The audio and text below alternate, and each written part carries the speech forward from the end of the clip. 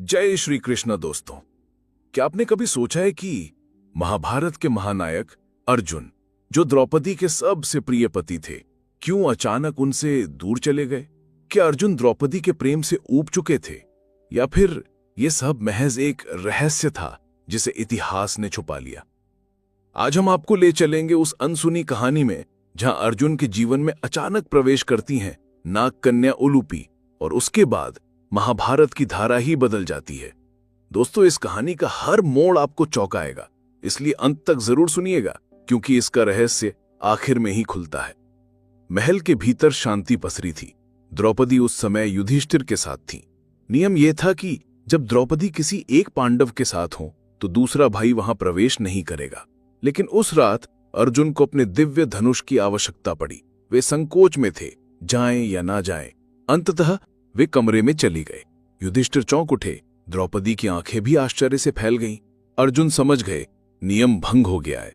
द्रौपदी ने धीरे से कहा, क्यों आए आप यहां अर्जुन? अब ये गलती आपको भारी पड़ेगी। और सचमुच प्रायश्चित स्वरूप अर्जुन को 13 वर्षों का वनवास स्वीकार करना पड़ा। वनवास ने अर्जुन को भीतर से तोड़ दिया। वे अकेलेपन में डूबते गए और गंगा के तट पर तपस्या में लीन रहने लगे। उनकी आंखों में पछतावा और हृदय में पीड़ा थी। वे सोचते, क्या यही मेरी नियति है? द्रौपदी से दूर रहकर क्या मैं कभी शांति पा सकूंगा? इसी समय एक अप्रत्याशित घटना घटी। गंगा की लहरें अचानक विचलित हुईं। कुछ चमकती किरणें पानी से ऊपर उठीं। अर्जुन ने देखा, एक अद्भुत रूप वाली स्त्री प्रकट हो रही हैं। ये थी नाग कन्या उलूपी। उनकी आंखें गहरी झील जैसी थीं, चेहरा चंद्रमा की तरह दमक रहा था। वे अर्जुन के पास आईं और बोली, महान धनुर्धर, मैं उलूपी, नागवंश की राजकुमारी। आपके पराक्रम की चर्चा तीनों लोकों में है। आज जब मैंने आपको देखा, मेरा हृदय आप पर मोहित हो गया। मेरे साथ चलिए। अर्जुन विस्मित रह गए।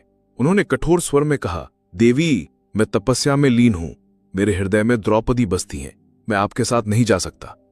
उलूपी मुस्कुराई और बोली, अर्जुन, नियति से कोई नहीं बच सकता। ये मिलन पहले से ही लिखा जा चुका है। आप चाहे जितना विरोध करें, ये घटित होकर ही रहेगा। अर्जुन चुप हो गए।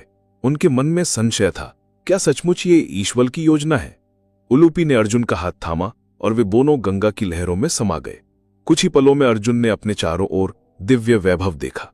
रत्न जटित महल, चमकते कमल सरोवर और नागराज का भव्य दरबार।